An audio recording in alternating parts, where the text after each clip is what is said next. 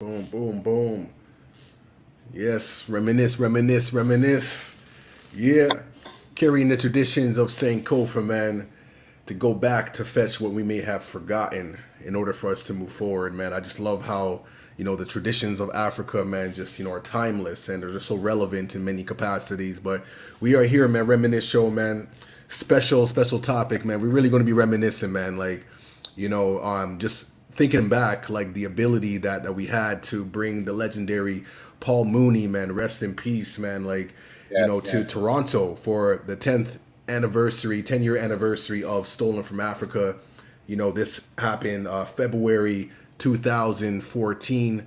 But we're gonna get into that, man. I got a few pictures that I was able to pull up and connect with and build with. So we're definitely going to build on that. But we'll, as always, we start off with our check in and see how you're doing, brother, man. How's Yo, things I'm on doing your all end? right, brother. It's good to work with you again and through the ups and downs. And I just had a regular week. Finished the video, did some work. But actually, today is something special that we didn't even talk about in our pre-setup. Today is the 1 year anniversary of the death of George Floyd. Crazy. So peace to George Floyd. True indeed, man. True indeed. And every single person that had their life shortened by the police, and just there's a Regis Korchinski Paquette march coming up soon. Yep. I did see that. Yep. And like 1 year later, America, you still owe us reparations and justice. It's wild, that we're still having these conversations today and still trying to justify and validate, our lives and our existence. It's it seems like ever since, we came up, through boats and different channels, you know what I mean? Like we're still singing the same song, like still trying to, establish ourselves as human beings, and that's something that often, I feel gets like tossed to the side, like we got to like put humanity at the forefront, where our existence shouldn't be threatened, Not at all. And I know that we're doing everything that we can in our powers, man, to continue this energy, this legacy, so it's not forgotten, because oftentimes when time progresses, like we tend to forget, and that's the whole point of like Sankofa, and that's why I love using it, and I've been using it a lot more lately, just with like everything, because it's so important to go back, and reevaluate maybe some things that we've forgotten, that we misunderstood, in order to really understand the circumstances that we're facing today.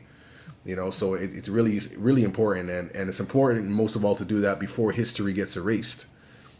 Because we know how things get remixed and altered and tweaked and doctored and stuff like that. So we need to go back and get the authentic truth, like whether we like it or not, and find a way to build upon that. That's right. Yeah, man. Absolutely. Before it gets erased, rewritten, and taken over by the colonizers and conquerors. It's like, Indeed, we still alive too. Like, the people who got killed by the cops. The police story shouldn't be the story of the truth. Because we always know that police conveniently seem to leave out certain details and fudge certain facts. That's it. So we have so much work to do to have our stories and truth be told in justice situations and just life situations. Got to tell the truth, man. Like as much as as painful and uncomfortable as or inconvenient the truth may be, man. That's something that we always got to keep at the forefront and keep pushing and pushing and pushing, man. You're right. That's what we're standing for. Like we trying are. to, doing our best to be as authentic as possible. I know if I've done any wrongs, like I'm working to correct those wrongs and face them, because we're human beings, But I think like that needs to be like the new standard, moving forward, and that alone I feel will minimize a lot of the problems and conflicts that we face, like whether it's here, whether it's overseas, wherever it is, we got to stand in truth, because truth at the end of the day, it doesn't need no cosign. You know, it's the truth today, the truth tomorrow, the truth 10,000 years from now. You know, so we got to keep that in mind. You know, because when we follow lies, man, you know, like the definitions keep changing and remixed, and you know, keep moving the goalposts, as they say, right? So we got to do what we can and just push things forward, man. Push things forward. But Absolutely. but How are you doing though? Thank you for asking. I'm doing blessed. You know, this warm weather has got me in a mood. It's got me in a vibe. As you can see, got the tank tops out. You know, but I just heard that like the remainder of this week, the temperatures are going to be going down, and so I might have to bring back out like the sweaters and whatnot. But I'm just enjoying it. You know, like the sun, the vibes, soaking up the energy, just getting my mind ready for summer. But yeah, no, I'm feeling good. And like I said, like today has just been like you know, a reflection on you know, like having Paul Mooney here in Toronto, which we'll get into in a bit. And I was just thinking about just like that day and just like the whole energy and the vibe, and it was just like super special, man. So it was a vibe, man. I see we got Alana in the building just coming through. Yes, I'm gonna plug her in. You know what up, Alana? What's good? There we go, man. Big up. Oh my gosh, Yes. it's so good. I love how you're optimistic. You know what I mean? My words to see you. Woo! Yes, man. I'm still sweating from that show, but that's okay. That's okay. You look good. You look good. You look good. You know what I mean? Yeah, no, but I appreciate you, you know, for joining us, man, as we just like reflect. You know, we're just kind of doing like a check-in. You know, I kind of, you know, spoke a little bit about Mooney and whatnot. But, you know, like, how are you feeling, though? You know, I know, like, we don't often get to, like, check in so often. I know you're busy. You're doing all kinds of things and whatnot. But, like, how are you doing, though? Yeah, I'm good. It's good to see, you know, faces that I haven't got to connect with in a minute. I know me and Logik, we see each other often, obviously only virtual. Like, I haven't seen you since 2020, last year, Logik. It's okay, in person. It's okay. Yeah, I'm okay. I think, you know, life has evolved. Is it echoing on your end too, or is it just my end? I'm hearing an echo too. You are. I don't know where it's coming from. That's strange because I don't have an echo. That's no. Yeah. Do you have another window open, maybe? Logik, or do you have another device turned on? I just have this one in front of me. I was asking Logik. Sorry. Oh my bad. Let me see here. I'm gonna double check. I don't see. No, that's super strange. It is like That's unfortunate.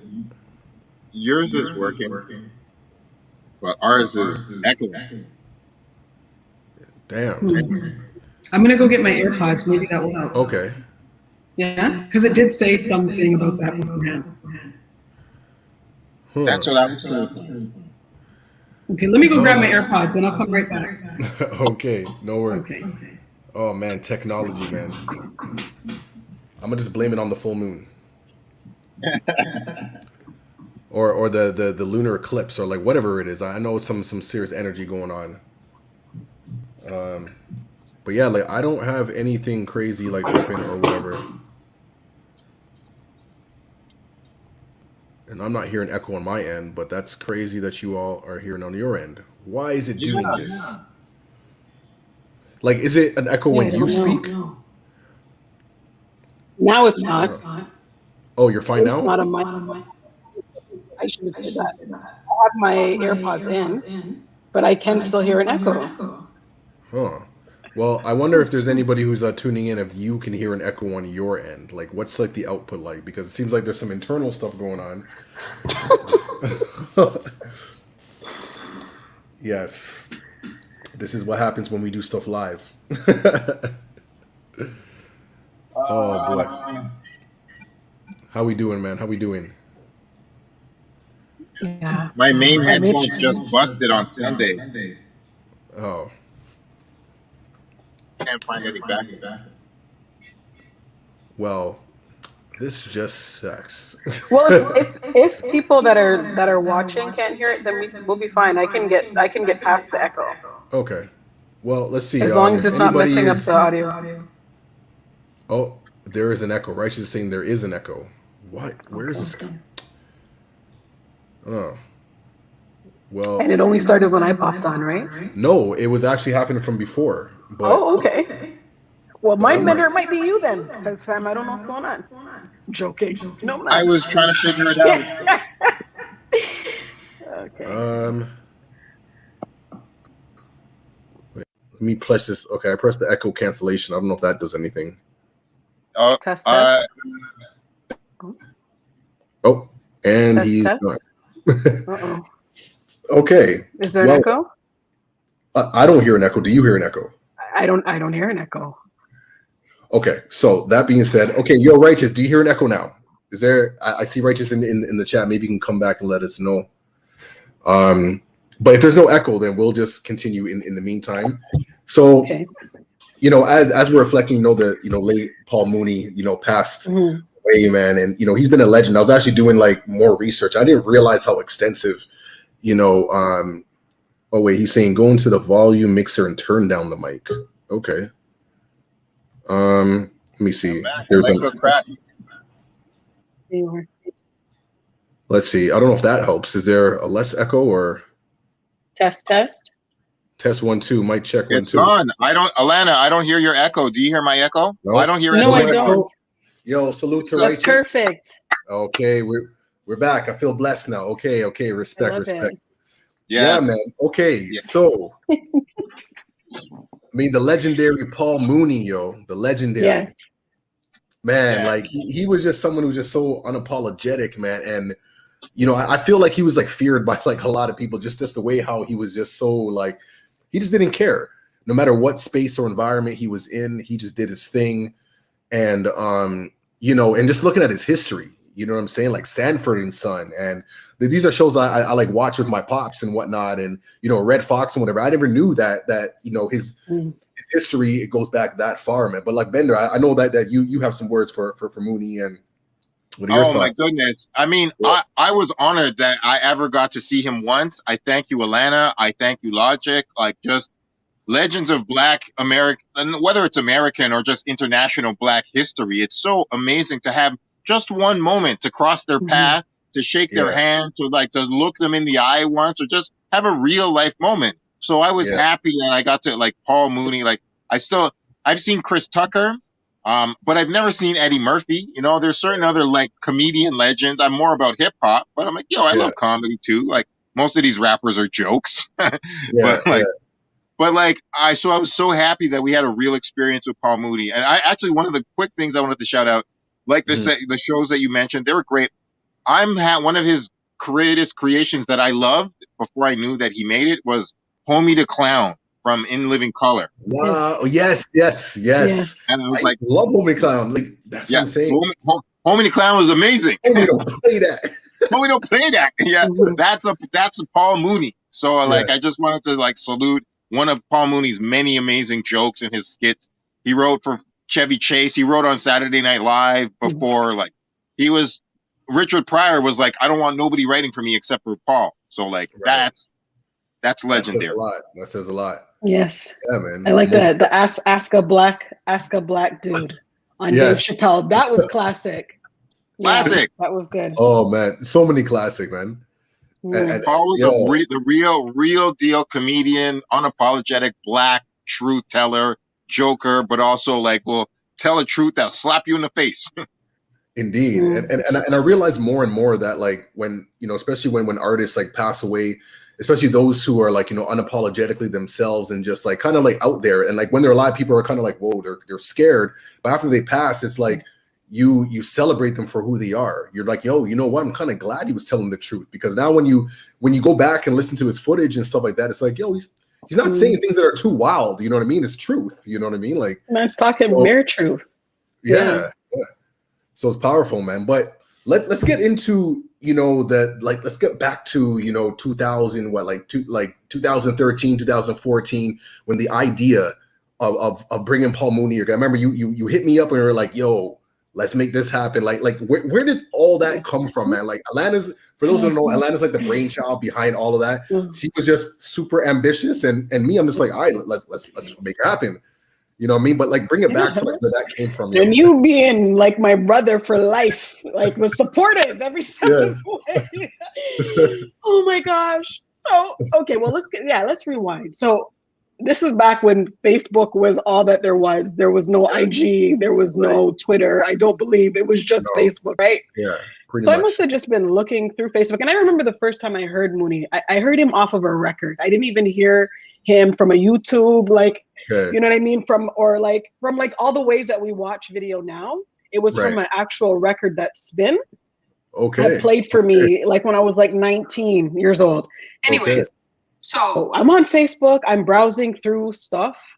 Maybe they had some clips of Mooney. I don't know, but there was an advertisement from this guy that has a theater company, and he was just saying, like, you know, book Paul Mooney.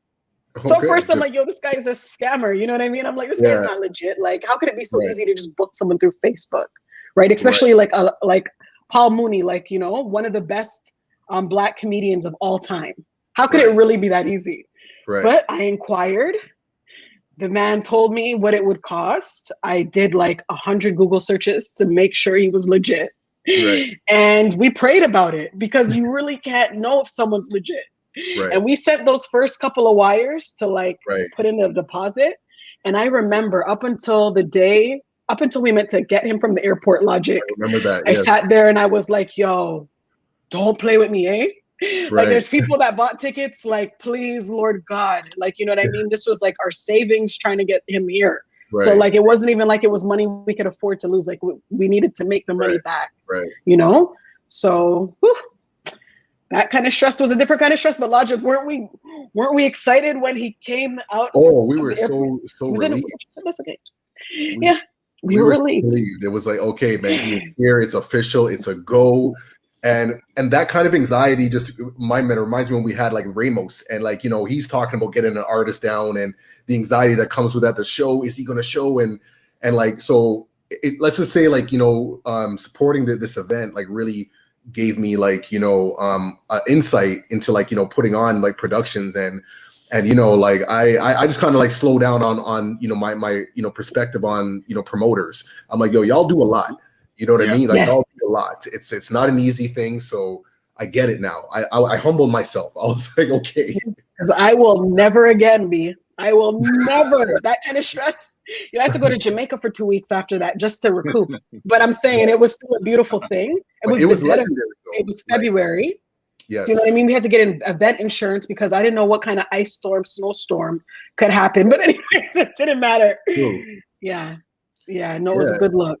No, but it was definitely like legendary. Like, people still hit me up today and be like, yo, like, y'all did that. You know what I mean? And I think it was so cool because, again, it was like 10 years of Stolen from Africa and everything just kind of aligned. It was during Black History Month, Paul Mooney legend. And what was dope is, like, you know, I've seen other photos of him like wearing the Stolen from Africa hat in different settings and whatnot. So he really, like, you know, represented and supported and what have you. But like, my mentor, like, from your perspective, you know what I mean? Because like you came around to a few things with us, you know what I mean? A few like media stuff. And what was your, I guess, like take on just being around his energy and getting to have conversations with him and whatnot? Well, it was really interesting to see him at that stage in his life. You know, he was getting a little more elder, and that's just a reality. It's a blessing to survive, especially being a Black man in America. So like you know, it felt like getting some of his witty, cutting edge, but also getting him when he was, you know, not trying to be super militant, hardcore. Like, he was like, I mean, he said that I didn't read it till recently, but he said this really interesting saying when he said, yo, I'm free, white, 21, free and white. And where it's like, all right, you're not 21 anymore, but you know, you're free. And, you know, maybe you're not as free with your mouth as you used to be, but, and you're like, you're definitely, I'm not going to call you white, but you have a lot of privilege at the level that you're on, bro. Like, there's certain levels of Blackness that you still can't transcend. None of us will, but you're definitely on a level. So being around him was really interesting. He was just sometimes jokey and sharp, and then sometimes just like really like your like grandfather or uncle, just to say some wise. So yeah, that's what it was for me. Man. Yeah, man. Y'all have to big up CJ, man. CJ came through with the photos. Yes, Cromwell. Yes. Cromwell held us Yes. down, man. You know what I'm saying? Got some classic gems here, man. And it's kind of surreal, man. Like that, like we actually like pulled this off. I remember it was like a sold out event. I remember pulling up to Hot Dogs Theater and just seeing like the lineup around the corner. I was like, yo, this is official, man. Like this is really popping. You know what I mean? Like yo, yeah, go ahead. What are you saying? I was just and Black people did it in real Black people fashion, because I remember there was barely, like, maybe we had 20% in ticket sales, and then 72 hours before the show, people started buying tickets. So I'm just saying, I have to go back to the anxiety, because I just remember thinking, oh my gosh, we're not even gonna make the money back that we had to spend to buy the man's tickets. And then, you know what? Really, the last 24 hours, it sold out. Like, and that was amazing. Look at that. That was a beautiful moment. So I will just say thank you, Toronto, for coming through last minute, but that's okay. That's okay. We're all to the ready on that one. Yo, just to add to this day, like, what was crazy, like, I think it was like the day before, like, the event, I got this crazy, like, eye infection. I don't know if you remember, Alana, like, yo, but, like, my eye, it was like, I couldn't see. Like, it was like almost like, I was like, you got to be kidding. This never happens to me. You know what I'm saying? And I was like, yo, well, the show must go on. And I'm just trying to, like, just play it off like I'm blessed, but I'm not. And, like, wow.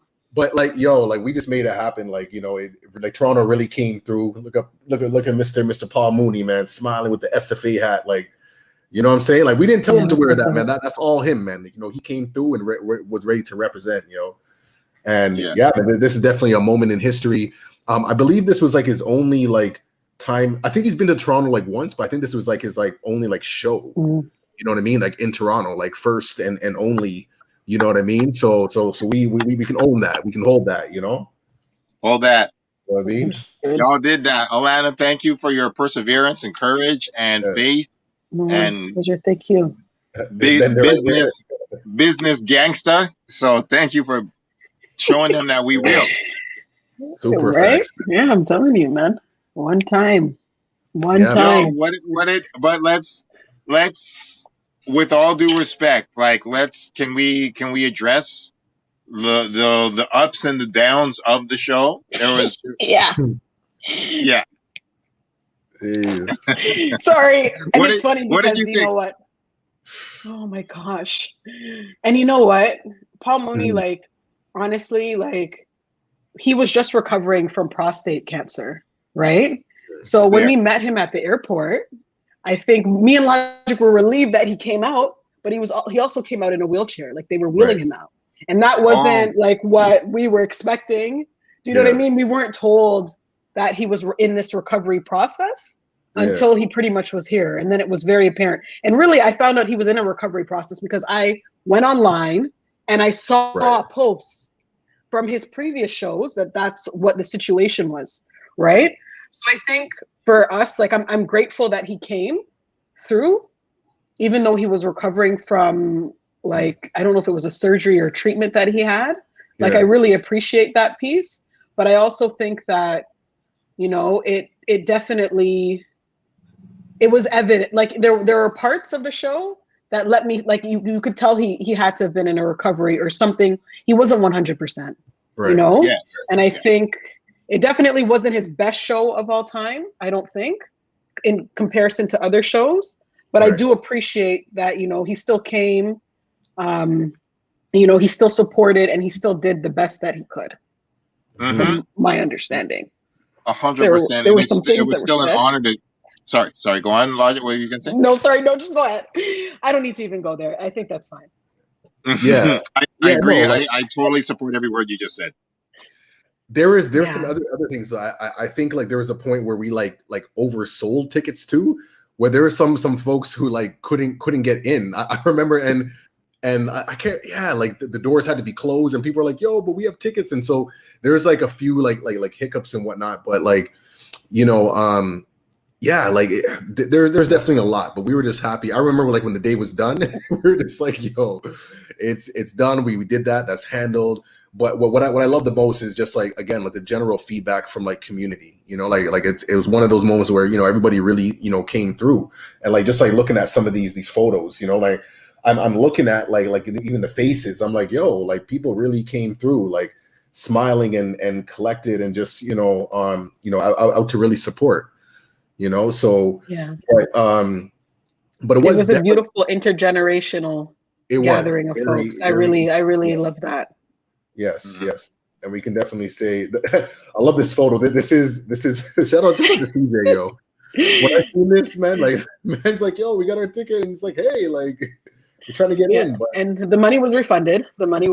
All people that didn't get it, just so folks know, we made sure they got their money back. But it was unfortunate because there were some people that pushed through that didn't buy tickets at all, too, because, you know, our security wasn't really a thing. And I don't believe that we should over police our own people at these events. But and this was also our first event to this magnitude too. Yeah. So we didn't know necessarily how best to run the door. People definitely were standing outside way longer than they should have been. Fire department showed up at the end. You know, that's okay.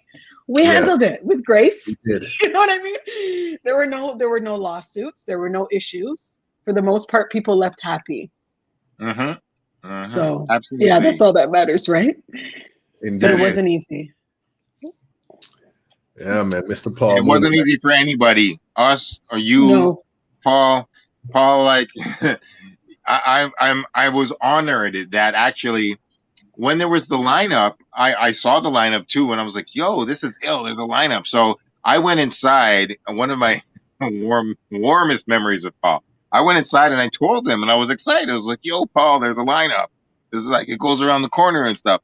So I remember later on during his set, he was like, yo, this, like, I don't know exactly what he said. This gangly, little scrawny dude came down to me when I was backstage and was screaming, there's a lineup, there's a lineup. So Paul threw me under the bus hard, and I was like, "Bro, I'm bigging your show up." And like, so he's making fun of me in his set, and I'm like, "Damn, bro, really? Oh, it's like that? Okay, I get it." So it was an honor. It was an honor to be like just a piece of Paul Mooney material. Just for trust me, man. It was. And he would make little jokes like that throughout the whole. I remember just like the ride from the airport back to like taking him to his hotel. He was cracking jokes. I wish I could remember. Honestly, my head was in so much of a like an anxiety state. I remember these things, but he was like that the whole time, cracking on us, cracking on his. Because there's this guy that.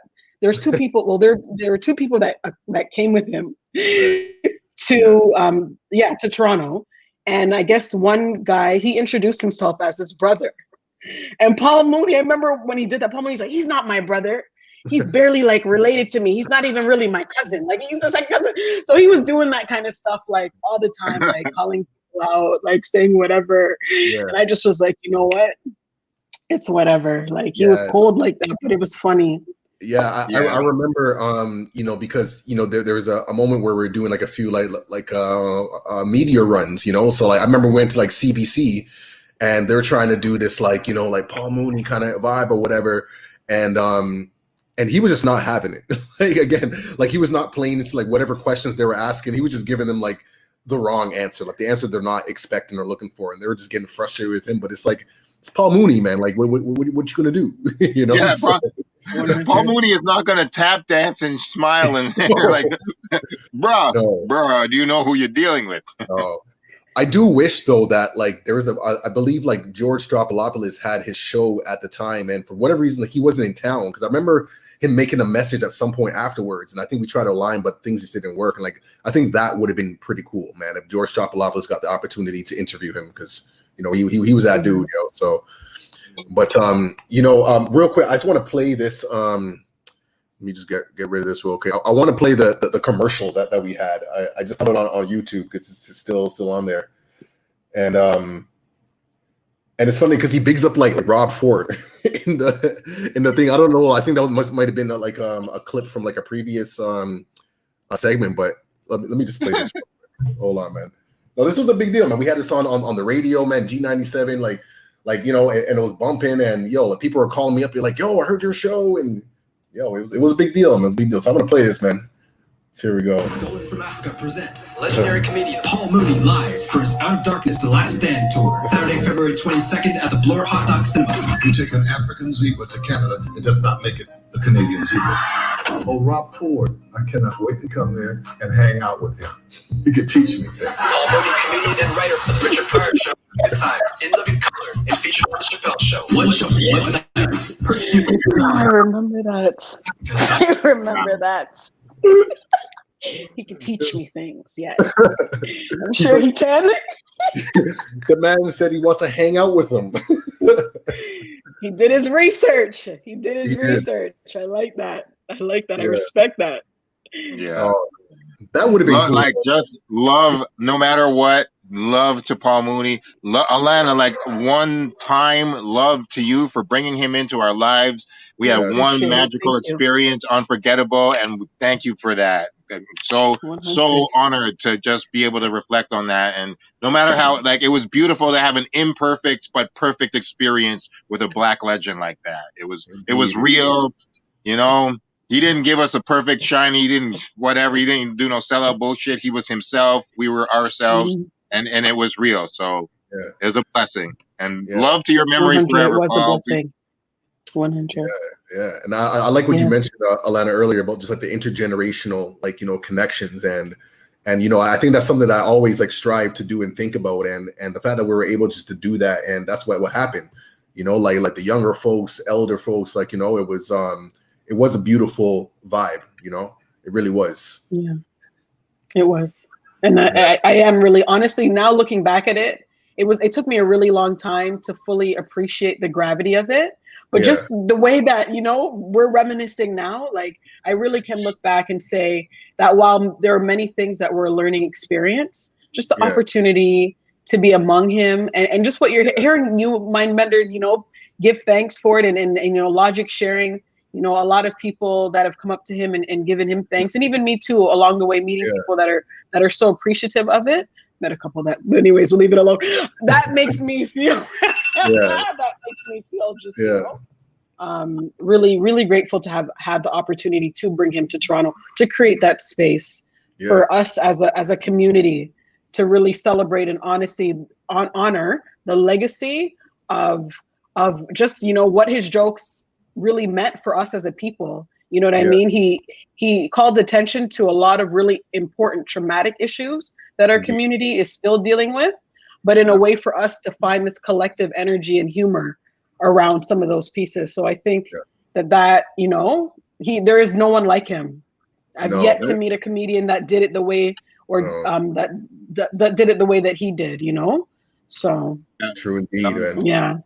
And it's such a blessing that, you know, we live in a digital time now where we can go back and get the archives, you know, like from the convenience of our own homes. And there's a lot of stuff that I'm still discovering, you know, of him. Like, he really left a solid like legacy that, you know, and because like his jokes are, you know, like rooted in truth, they're going to be relevant for forever, you know, like they're still going to be relevant, you know, and I know I'm going to start using some references, you know, and you know, like making sure that his legacy lives on. And so, yeah, man, that's what's up.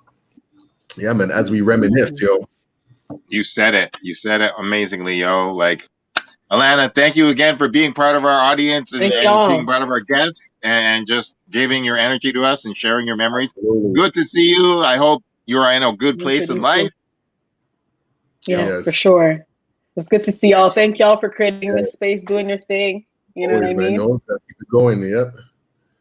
Through the ups and downs, through the technical difficulties, whether it's Paul Mooney or just what, you know, we just gotta just keep the message strong and just be there for each other to spread truth and jokes and news. And actually, while you're here, like, I'm just gonna mention it to you because it's the 1 year anniversary of the death of George Floyd. Like, how is Alana? Like, how do you feel? How was that for you around that time? And If we could ask, if that's cool. Yeah, no, for sure. I think for me, I've been doing, community work. I've been doing equity work. I've been working with youth, some, like many of whom I've lost along the way.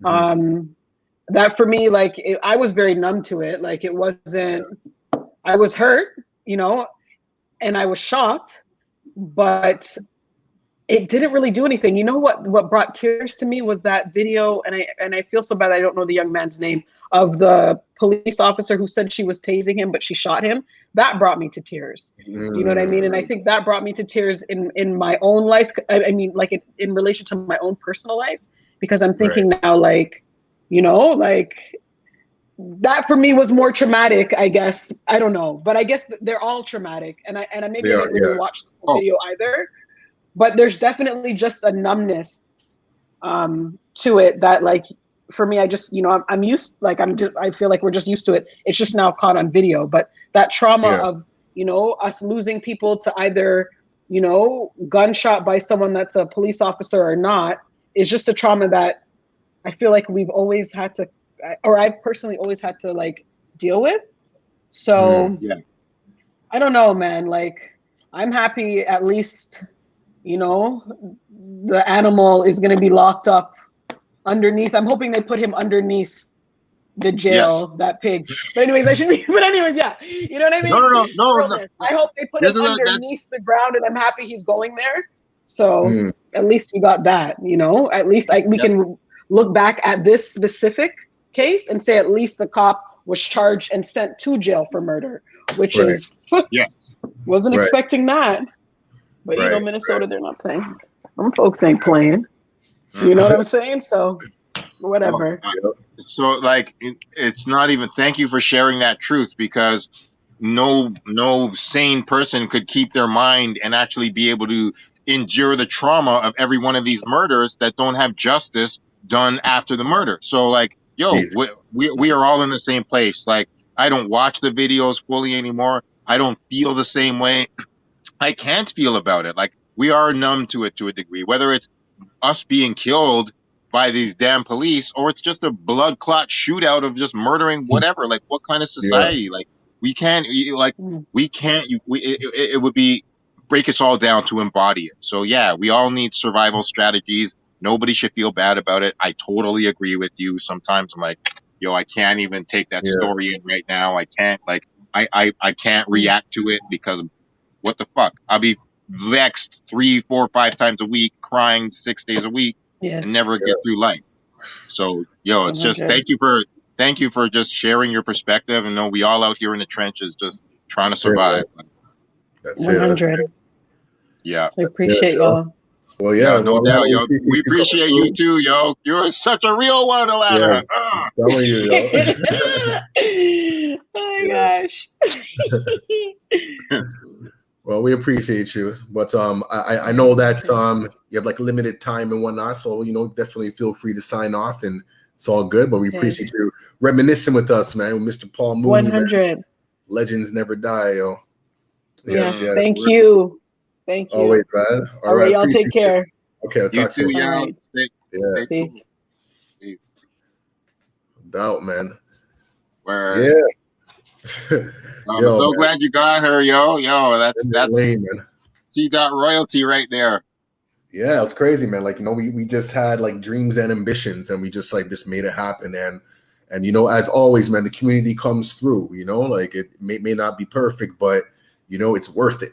There you go, man. That's it. And like, it just existing makes it perfect, because like I'm just happy we had real moments. There was positive and there was negative, but it was mostly positive. And it was like, and thank God it was profitable for you and for her, and that, the business got taken care of. But on that, we got a good family vibe with, thank you for the opportunity to interview him. Like, I can't wait to dig that out again. And speaking of that interview, like, do you recall like what those conversations were? Is there anything that, like jogs your memory that stands out? Yeah, I mean, there's a very, I don't like to talk about it too much, but I mean, one of the main things that I really remember, which is why I want to get it from you again, but one of the things I really remember is a slightly awkward sexual conversation that I had with him, which I right now I will not reveal all the details of it, but yeah, no, he definitely was very frank and blunt, and he said he had a very lewd sexual question that he asked me and made a strange joke out of, and that's one of those big things that I remember, which is why I want to see the footage again. Because it was the most shocking thing, which is why I remember that the most. So I don't remember. I know I asked him about, how do you feel about the word nigger, and how do you feel about being black in America, But I don't remember that as much. Okay. So I hope we can dig up an archive, reminisce upon that at some time. Okay, man. Well, definitely a lot to uncover, Put these pieces together and see what's up. Yeah. Proper, man. But I was gonna kind of just switch gears a little bit to other news, because I know usually we kind of talk about what's happening in media, current events and whatnot, and Drizzy got the artist of the decade with the billboards, and I know that The Weeknd won several awards as well, and I really appreciate the fact that Drake came through and brought out the whole Toronto squad. You know what I mean? Like his day ones, the people that he came up with, were all on stage with him. Man, shout out Future the Prince. I seen Preem on stage and a few other cats that I knew from the earlier days and what have you. So it was blessed, man, to really see that. Word up, I saw I saw that it happened, but I didn't listen to the speech yet. Did you hear the speech yet? No, I didn't actually. I saw when Future did the introduction, when he was introducing and saying how Drake could have gotten one of his famous friends or whatever to introduce, and he's like, I want but the people who I came up with to introduce me, and that's why Future was kind of taking the lead on that. So I thought that when I saw that, I was like, yes, that's proper, just to see Toronto on the stage like that, That's dope, yo. That's really dope. And he had 10 people. Yeah, there's 10 people on stage. He had his moms and pops, his son. It was a family affair, and I'll definitely give respect to that for sure. Yeah. I saw that part too, and it was dope. Excuse me. It could have been Jay-Z or for real, the other Future or whatever. But yeah, it's good that he kept it family. I just was I wanted to see a little more about his first real moment with his little son, and just there's something else I was about to say about it, but actually comparing it to the Weeknd's and the Weeknd's wins at Billboard, I wonder if he's happy with that. But Drake, as far as the 10-year run that he has, do you think that Kanye or Nicki Minaj or somebody else was more qualified for the decade thing? The Decade Billboard Award? I mean, that's a good question. I mean, those are, they're up there too. But when I think of just it's the consistency piece and the combination of his features and just nonstop shows and just constantly continually putting out material. And they all hit the charts, I can't remember the numbers that they were saying. I think over the 10-year period, it was over 200 something. I don't know what that falls on the chart though, but the numbers were pretty crazy, what they were showing. And I was just something when even some songs I even forgot about. I'm these were all big tunes. They're not just that was a great song. These were we're all on the charts and whatnot. And this is Billboard, right? So I think from that to say that Kanye may be more qualified. I mean, I would say he's qualified. There's definitely but I think Drake definitely paid his dues. In that respects. I mean, then there's the aspect of songwriters and whatever. But then Kanye can be in that same category too. But at the end of the day, like there is a certain energy that he brings to the table, and you know, people connect with it and support it, and you know, I think it's a collective effort, and I think that's really why he you know, chose to have like his whole, you know, team on stage. Like it's not just him, you know, it's a machine that like works to like, you know, put out like the end result, you know. But ultimately when you think of like, you know, being in the spotlight for 10 years straight like that, like under a microscope, like, you know, he had a few hiccups, but nothing that like caused him to like spiral, or you know, I mean, stuff that you always like, you know, typically hear from certain artists, you know, like caught up in the tabloids and this and that. And, you know, he had a few things here and there, but like nothing that was like damaging or whatnot. So from those perspectives, I'm like, yo, like that takes a certain kind of like work ethic and a certain kind of like way that you have to be like that. That's not easy. You know what I mean? Like, you're absolutely right.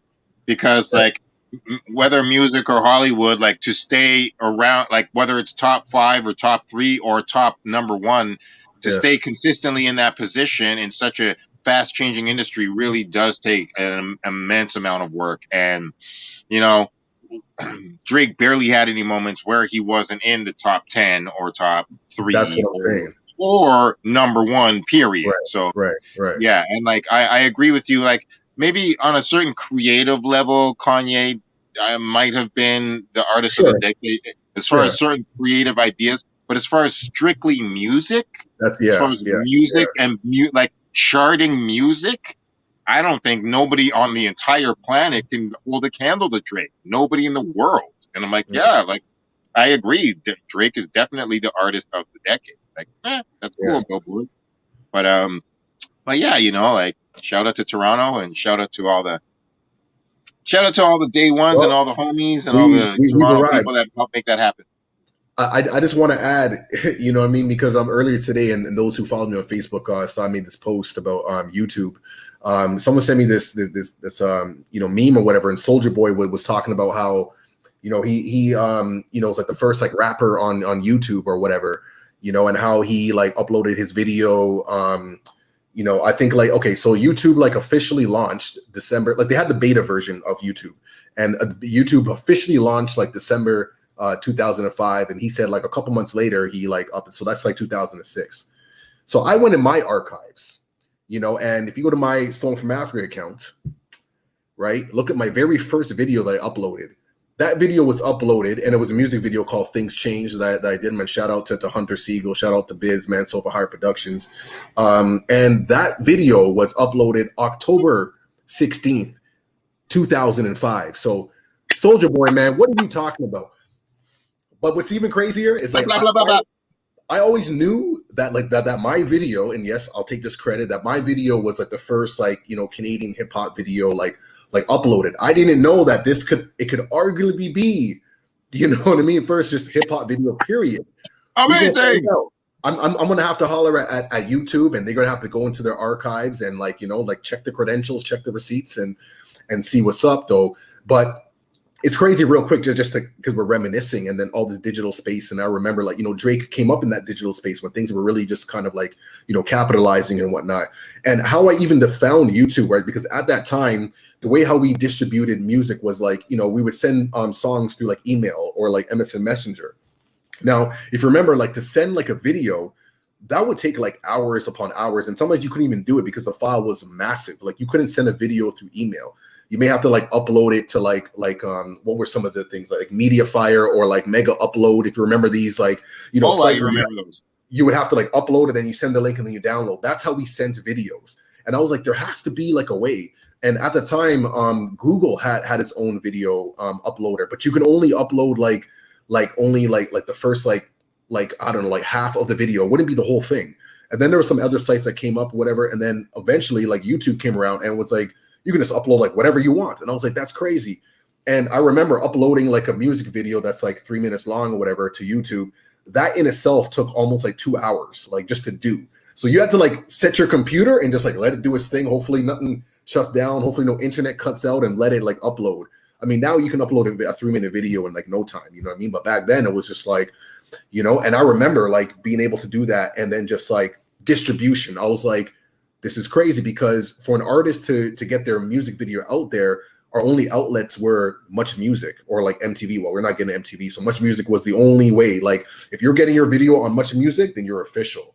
And then, you know, like, this was kind of like the beginning of these digital spaces and utilizing this digital way of distribution, you know. So it's the very beginning stages, you know, and I can definitely say that, you know, I was one of the early adapters to like this digital space. And that's why I'm so excited with like the second wave that's happening now, when people are talking about like NFTs and crypto. And, you know, we were going to save that for a whole other conversation though, but interesting, you know what I mean? So I'll take my credit, you know what I'm saying? As the early adapter. Take that credit, yo. I didn't know, but I believe you and I salute you. And I know that you've been in these streets repping the culture and being a real one from time. So, yo, people need to do that. Like, whether, you know, it's the little things, you know, if it's just a little idea that you executed or I executed or one of our homies executed. Hey, a fact is a fact. Like, yo, like if we did it first, boom, the history is there. Like, you know, whether or not like everybody knows or not, but if we can go back and trace the truth and be like, hey, you know, I actually did this at this point in time. Maybe it didn't blow up to have 500,000 people look at it, so that it could be verified. But like, I at least can trace the truth and be like, I did this then, and be like, yo, it's not all about, you know, it's not a competition about first and all this shit. We're all just trying to do our thing. But the facts are, you just might have. Whether it's like the first hip hop video or the first Canadian video or, you know, whatever, first Toronto video, you very much right, you know, like you could have the first hip hop video on YouTube. Yeah, man. And the song is still fire. You know what I'm saying? Everyone go check that out. But that's under my old rap name, Logical Ethics. You know what I'm saying? That's old rap name, Logical Ethics. Things change. You know, the songs, I'm a little more frustrated and angry back then, you know, because, you know, we're hungry and, you know what I mean? We're just tired of like the barricades and the obstacles and the injustice, and you know what I mean. So our tone was a little more harsh. Now we're a little more seasoned. We know how to maneuver through spaces and whatnot. So, but it's cool to like reminisce and go back to like those times of like the early beginnings, like the beginnings of Stolen from Africa, and this kind of like leads into like the poetry book that I'm going to be releasing end of June. Which is like a collection of some of these poems and rhymes that come from that era, you know what I mean? So people can really see the foundation and the energy that that birthed, you know, the movement, the organization, the mindset, and all that good stuff, man. So reminisce, yo. And I'd like to quickly give a shout out to our guests, you know, Donna, Sandy, Righteous, all the people that just check us out. Thank you for tuning in. We appreciate your presence. And yo, I got a little flyer I wanted to bring out. What's up? What you got? I got I don't know if so many people were there, but Big Boy used to have a little parties. He used to come here occasionally, and I got a flyer for him when Big Boy was here for his birthday one time. Say word. I don't think I ever been to that. What? I got to see Big Boy at the Government one time, and he was with some other artists. I can't remember who he was with. But it was fire. Like I was like, yo, that show was fire, yo. It was definitely a vibe. He definitely brought ATL to Toronto, man. Yo, that is sick, yo. Because like I've seen him solo, I think twice. I'm pretty sure twice. But Big Boy is an amazing performer, fabulous, good hip hop energy, and just a good human. And true indeed. Yeah. So shout out to Big Boy, and is another good thing to reminisce upon. That's it, man. So that, I guess, you know, concludes, man. Today we had like an hour special, man. But, you know, we definitely did a lot of reminiscing, man, the foundations. And it's so important, man, because we got to go back to collect what we may have forgotten, you know, and we got to ensure that history doesn't get erased, you know, like the truth is the truth, you know, like whether we like it or not.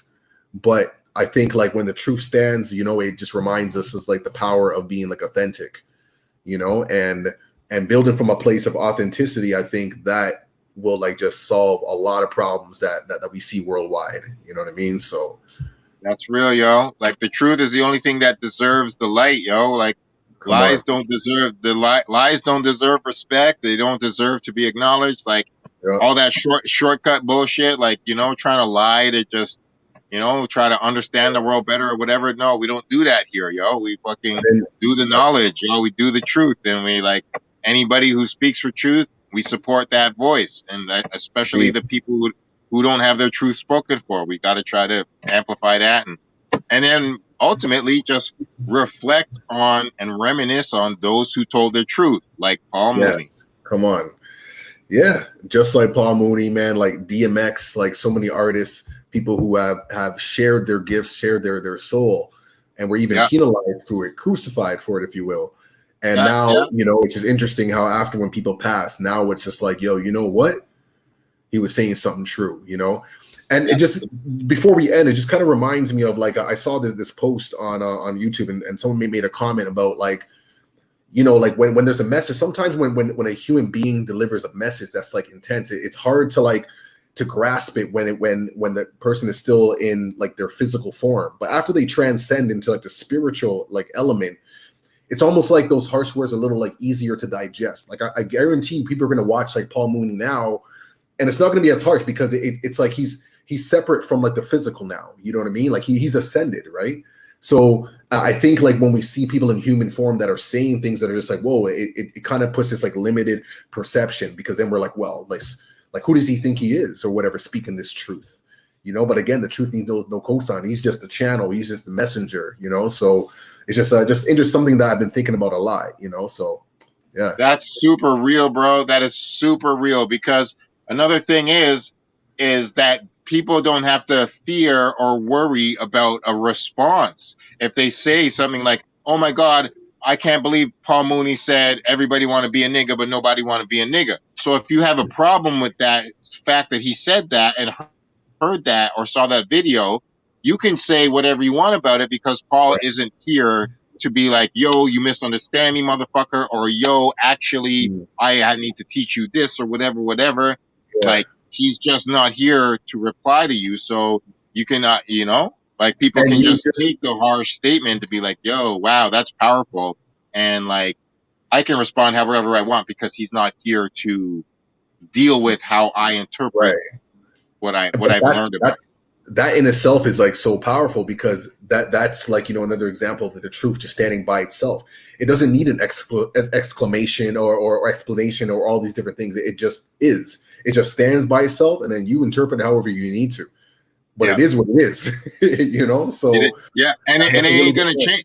That's it. And you know, when those people in Black history tell them truths, it ain't gonna change until the shit changes. So like, until Black America gets their shit together, everything that Paul Mooney said about it is true, whether you like it or not. Indeed, man. So man, I encourage everyone to go check out some Paul Mooney, you know, classic. You know, had his hands in so many things, man, from Saturday Night Live, man, Sanford Son, you know, in Living Color, man. Hope you don't Mad play TV. That. Come on, Mad TV, the Chappelle Show. I mean, Chappelle Show, yo, like, come on, man. Like, yo, so many. Yo, like, quickly, I didn't know that they said he's a founding member of the Black Pack, a collective that consisted of Eddie Murphy, Robert Townsend, Arsenio Hall, and Keenan Ivory Wayans. So I saw a photo like somewhere like that. That's crazy, yo, because I seen that. I didn't know that was like a thing. Like, and just that, I can just imagine. Like, that's a lot of energy. That's a lot of energy right there, yo. Wow, so incredible stuff, man. Thank you, Paul. Thank you for appreciate this, man. Shout out to the you know, the eclipse that's coming up, man. See Donovan, shout out, you know, talking about justice and freedom, man. You know, I definitely feel that energy. There is a lot of things that are coming to the surface, you know. And again, as we talk about truth, you know, truth needs no cosign. It stands by itself. And, you know, like, one day, like, the truth will come out, you know, and the truth will stand there and it will shine. You know, sometimes you might got to put on some glasses, you know what I'm saying? Because you might get blind, though. But the truth will shine. You know, but like I said, man, we got to honor authenticity, man, you know, and from that point on, I feel like we'll be on a great path, man. But we got to, you know, let our ego to the side a little bit, you know what I'm saying? Be like, it's okay, man. It's okay to be wrong. Like, you know what I mean? Like, there's an opportunity to be corrected. There's always an opportunity to evolve and change and to bring new awareness, you know? So that's really it. And if we're just sharing truth with each other, it's okay for everyone to be like, yo, I didn't know that truth.